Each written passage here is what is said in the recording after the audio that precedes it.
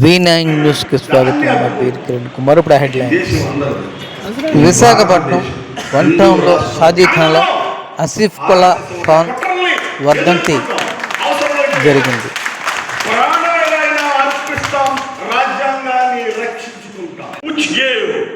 Equality, liberty and fraternity, secularism, socialism for the entire 140 crore people from Kashmir to Kanyakumari, and we will be stand for.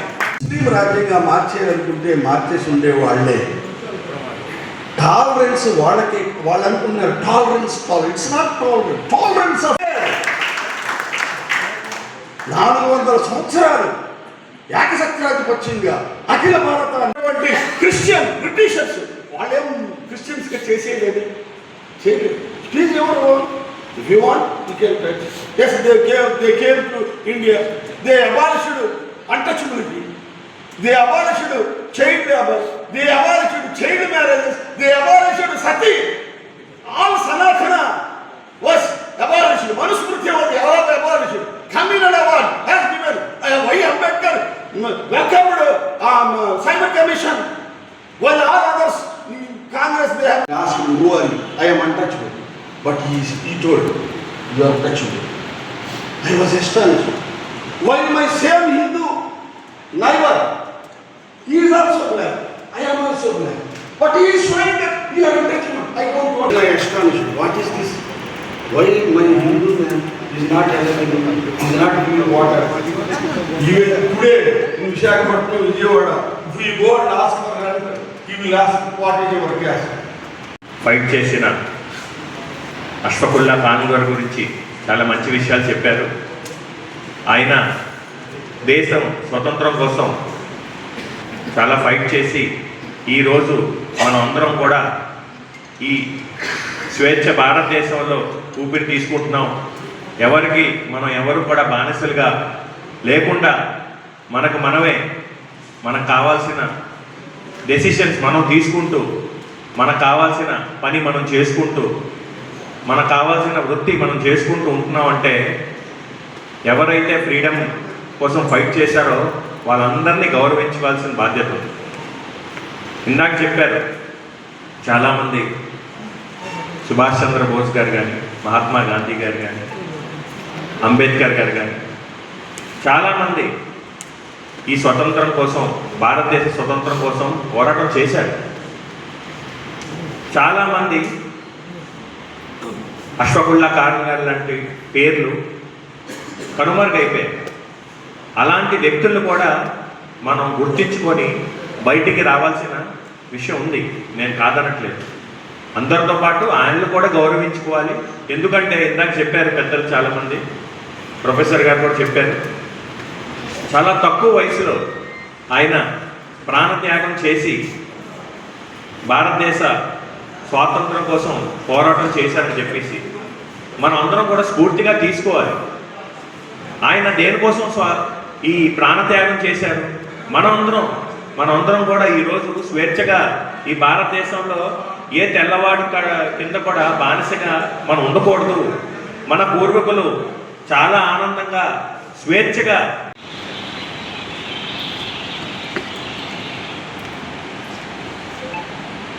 అప్పుడు మన రంజాన్ వేడుకల్లో మనం కలుస్తూ ఉండే ఇఫ్తార్ అది మా పోలీస్ పెరేడ్ గ్రౌండ్స్లో ఒకరోజు మనం కలిసాం.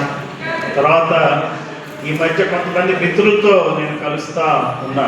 అమీర్ భాయ్ కానీ ఇతర మిత్రులు చాలామంది వచ్చి కలుస్తూ ఉంటే మా పార్టీ ఆఫీస్లో. ఆ తర్వాత నేరుగా ఈరోజు ఈ ప్రాంతానికి కలవటం అనేది నాకు చాలా ఆనందంగా ఉంది. ముఖ్యంగా కార్పొరేటర్ సాదిక్ భాయ్ చెప్పిన మాటలు వింటే నాకు చాలా ఆనందం ఉంది. అయితే ఆయన కూడా హామీ ఇచ్చారు, మరి అమరవీరుడు అష్ఫక్ ఉల్లా ఖాన్ గారి విగ్రహం పెట్టడానికి ఆయన వంతు ప్రయత్నం ఆయన చేస్తారని చెప్పి ఒక ప్రభుత్వ భవనానికి ఆయన పేరు కూడా పెడతారని చెప్పి ఇచ్చారు. అంటే నిజంగా ఎక్కడి నుంచో ఆయన మనల్ని చూస్తూనే ఉండుంటాడు అష్ఫక్ ఉల్లా ఖాన్ గారు. ఇక్కడ ఏంటి విశాఖపట్నంలో ఎప్పుడూ లేని ఇక్కడ కలిశారు, వీళ్ళు ఏదో నా గురించి మాట్లాడుకుంటున్నారు, వీళ్ళకి ఇప్పుడు ఒక పద్ధతిగా ఇక్కడ సమాజం మూవ్ అవుతుంది అనేటువంటి కదలికలు పడినాయని చెప్పేటువంటి నమ్మకంతో ఆయన చూస్తున్నారని చెప్పి నేను అనుకుంటాను. ఏమంటే ఇంతవరకు ఎప్పుడైనా మనం ఇలా కలిసామా, మాట్లాడుకున్నామా? చాలా మంచిది. ఇది ఓన్లీ మొదటి అడిగే సాదిక్ భాయ్ గారి నాయకత్వంలో ముఖ్యంగా విశాఖపట్నంలో బ్రహ్మాండమైనటువంటి మార్పులు ఉంటాయని చెప్పి నేను నమ్ముతున్నాను. ఇందాక మనం అందరం నాయకులు కావచ్చు, అందరూ ఒకటే, మనం అందరం సమానమే రాజ్యాంగం ప్రకారం. అంటే అందరికీ ఓటు హక్కు ఉంది, అందరూ సమానమే. కానీ నిజంగా మనం సమానమా? కాదు. ఎందుకంటే చాలా అసమానతలు ఉన్నాయి. రాజ్యాంగం పూర్తిగా అమలవట్ల ఈ దేశంలో. అమలవని రాజ్యాంగాన్ని ఇందాక మా మిత్రుడు పాల్గారు మాట అన్నారు, కాషాయీకరణ జరుగుతుందని. నేనేమంటానంటే కషాయీకరణ జరుగుతుంది.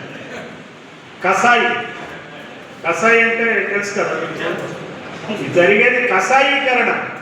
కాషాయీకరణ సంగతి దేవుడు జరిగేది ఏంటంటే రాజ్యాంగాన్ని కషాయిలు కోసినట్టు కోసేటువంటి కషాయీకరణ జరుగుతుంది. ఇది మనం చెప్పాలి. ఈ వయసులో ఇప్పుడు దాకా మాట అన్నారు, మన పార్టీ దగ్గరికి వెళ్ళాలి, టికెట్లు అడిగితే మనకెవరు, మనమే చేసుకోవాలని ఇందాక సాదిక్ భాయ్ అన్నారు. నేను కూడా చూసా, రిటైర్ అయినా చూసినాక ఏం చేయాలని చెప్పి ఆలోచించాను. ఒక ఎన్జిఓ సంస్థ పెట్టుకుంటే నా దగ్గర ఎంత ఉంటుందో 10 లక్షల రూపాయలు, 10 లక్షల రూపాయలు పంచడం మొదలు పెడితే 10 రోజుల్లో అయిపోతుంది. లేదంటే 10 మంది దగ్గరికి వెళ్ళి మళ్ళీ 10 లక్షలు వసూలు చేయాలి, వసూలు చేసి మళ్ళీ పంచాలి. ఇచ్చిన వాళ్ళు ఏమంటారు, అరే ఈ డబ్బులు ఈయన ఏదో చేస్తున్నాడు ఈజీగా. వెళ్ళంగానే ఏమంటారు, నీ కులం ఏంటంట, నీకు ఎన్ని ఓట్లు ఉన్నాయంట, నీకు ఎన్ని కోట్లు ఉన్నాయంట. అంతే కదా, 3 ప్రశ్నలు వేస్తారు కదా. ఇప్పుడు మీరు ఎవరైనా సరే ఇక్కడ ఎమ్మెల్యేగా నుంచోవాలనుకోండి, ఇక్కడి నుంచి ఈ ప్రశ్నలు 3 వేస్తారు మిమ్మల్ని. మీకు ఎన్ని ఓట్లు ఉన్నాయి, మీదేం కులం, మీకు ఎంత అంటే లాభం లేదని చెప్పి. మరి సాదిక్ గారు ఎట్లా విజయం సాధించాడో అనూహ్యం, నాకు తెలియదు. నేను కూడా అది స్టడీ చేయాల్సి వస్తుంది. మీ మార్గంలో కనుక ఎట్లయితే ఆయన విజయం సాధించాడో అదే మార్గంలో కనుక మనం ఎందుకు ఎమ్మెల్యేలు కాకూడదు అనేది కూడా ఆలోచించాల్సి. ఎమ్మెల్యే కాదే మన పనులు కావు. సాదిక్ భాయ్ కార్పొరేటర్ కాబట్టి ఈ ఎవరు మన దీన్ గారేనా, దీన్ గారు ఎమ్మెల్యే, ఫస్ట్ ఎమ్మెల్యే ఇక్కడ మొత్తం కళ్యాణ మండపం షాజీ ఖాన్ 1972లో ఫస్ట్ ఎమ్మెల్యే. తర్వాత రామన్ గారు అయ్యారు, ఆయన రామన్ గారు, ఎస్ఏ రామన్ గారు అయ్యారు. ఇంకా తర్వాత ఎవరు కాదు. జనాభా ఎంతమంది ఉన్నారంటే కమ్మారెడ్డిలో ఎంతమంది ఉన్నారో వాళ్ళకన్నా ఎక్కువ ముస్లింలు ఉన్నారు. ఇప్పటి వరకు విశాఖపట్నంలో దాదాపుగా 100 మంది ఎమ్మెల్యేలు అయ్యారు. 1 టౌన్ 2 టౌన్ అన్ని కలుపుకుని 100 మంది. 100 మందిలో 2 ముస్లింలు ఎమ్మెల్యేలు.